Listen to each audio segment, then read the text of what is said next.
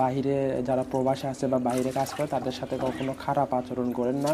Guys এই যে কষ্ট করে ভিডিও করতেছি, প্লিজ একটা শেয়ার। 3বার ধুয়ে দিতে বলছে, 3বার ধুয়ে তারপরে পানি এতটুকু দিতে বলছে। গাইস আজকে খালা নেই, যে কারণে আমাদেরই রান্না করতে হবে। তো এই যে এখানে একটা ভাই রান্না করতেছে, আর ভাই আমাকে বললো যে ভাই তুমি একটু চালটা পরিষ্কার করে চালটা ধুয়ে তুমি একটু চড়ে দাও। তো আমি তো ভাই এগুলো পারি না, ঠিক আছে। তারপরে ভাইকে বললাম যে ভাই কিভাবে কি করবে একটু বলে দাও। তো বলছে যে 3বার ধোবা।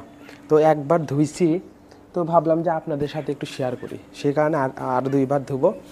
আর কথা হচ্ছে যে খালা অসুস্থ হওয়ার কারণে আর কি আমাদের এই কষ্টটা।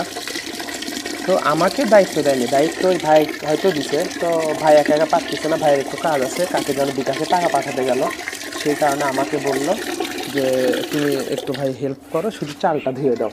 তো কেমন আছেন সবাই? এখানে বাইরের জীবন অনেক কষ্ট, তাহলে এখন বোঝেন যারা প্রবাসে থাকে তাদের কীরকম কষ্ট হয়। আমরা তো বাংলাদেশের মধ্যে আছি, শুধু এক জেলা থেকে আরেক জায়গায় এসে কাজ করতেছি, তাহলে বাইরে যারা থাকে তাদের কি সমস্যা হয়। তো ভাই বাইরে যারা থাকে তাদের ফ্যামিলিকে বলবো, বাইরে যারা প্রবাসে আছে বা বাইরে কাজ করে তাদের সাথে কখনো খারাপ আচরণ করেন না, তাদের কখনো কষ্ট দেওয়ার চেষ্টা করেন না। তো যতটুকু পারি এখানে রাখি দেখি, কিন্তু গাইস অনেক রিস্ক হয়ে যাচ্ছে, যদি পড়ে যায় তাহলে আমার শেষ। রিস্ক একটু বেঁচে আছে, দয়া করে যত না পড়ে। আমি তো ভয় আছি, তাড়াতাড়ি ফেলাই। গাইস এটাতে 2বার হলো, এরপর আর 1বার। শুধু আল্লাহ আল্লাহ করতেছি যাতে না পড়ে।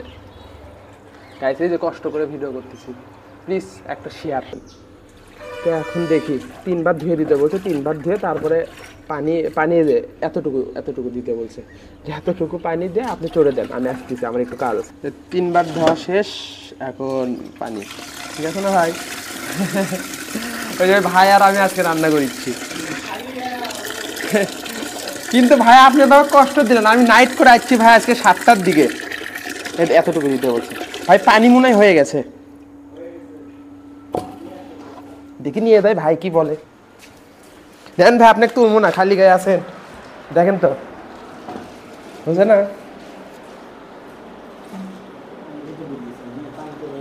ঠিক আছে না, আরো দেওয়া লাগবে, এখানে পানি নাই, দেন ঢেলে।